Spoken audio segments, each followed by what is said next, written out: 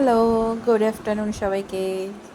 তোমাদের জন্য নিয়ে আসলাম এই যে চকলেট লাড্ডুর রেসিপি। কালকে ছবি পোস্ট করেছিলাম, আজকে রেসিপি নিয়ে চলে আসলাম।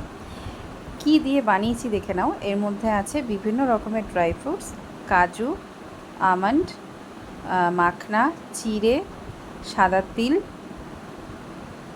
চিয়া সিড, ফ্লেক্স সিড, এই বিভিন্ন রকমের ড্রাই ফ্রুটস দিয়ে এটাকে আমি প্রথমে কড়াইতে নেড়ে নিয়েছি। সেই ভিডিওটা আর করা হয়নি।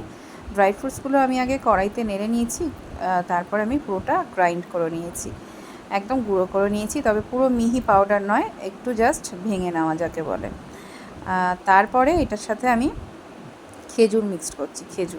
খেজুরটা দিয়েই কিন্তু এটা মাখানো হবে, আর খেজুরের মিষ্টিতেই এটা মিষ্টি হবে। এতে কোনো চিনি বা আলাদা করে কোনো রকম গুড় কিছুই দেব না। খেজুরের মধ্যে যে নরম ভাবটা, সেটার সাথেই এই ডাস্টটা পুরোটাই মিক্সড করেছি। এটা করতে আমার হাত প্রচণ্ড ব্যথা হয়েছে, কারণ খেজুরের সাথে এটা মিক্স করা মানে বিশাল বড় খাটনি।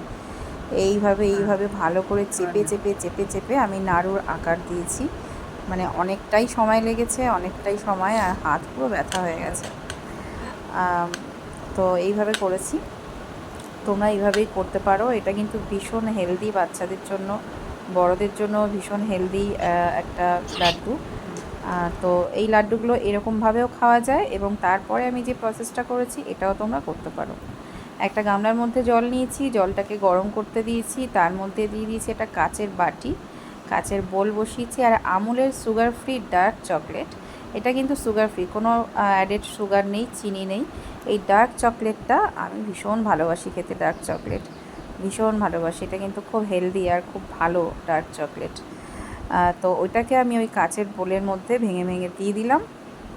দেওয়ার পরে দেখছি কিছুতেই গলছে না, কারণ এটা আমার কাছে ফার্স্ট টাইম আমি করছি এই জিনিসটা। আমি লাড্ডুটা ওই প্রথমেই বানিয়েছি। আমার ছেলে ড্রাই ফ্রুটস একদম খেতে চায় না সেইভাবে, শুধু কাজুটাই খেতে পছন্দ করে, আর কিচ্ছু খেতে চায় না। সেই জন্য ভাবলাম এরকমভাবে দিলে ওর এটা খাওয়া হবে।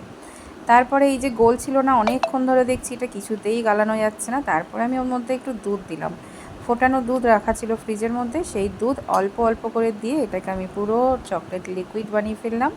এবং এই লিকুইডটা কি কাজে লাগাবো, হ্যাঁ অবশ্যই ওই যে লাড্ডুগুলো করেছি, ওই লাড্ডুগুলো আমি একের পর এক এই লিকুইডের মধ্যে দিয়ে আর তুলতে থাকবো। দেখো এই যে লাড্ডুগুলো আমি দুদিন ধরে কিন্তু বানিয়েছি। হ্যাঁ, আগের দিন কয়েকটা বানিয়ে আমি কৌটোর মধ্যে রেখেছিলাম। আর যে প্লেটের মধ্যে আমি লাড্ডুগুলো তুলে রাখবো, সেই প্লেটে আমি একটু মাখন লাগিয়ে নিলাম প্লেটের মধ্যে, যাতে লাড্ডুগুলো পরে ঠিকঠাকভাবে উঠে যায়।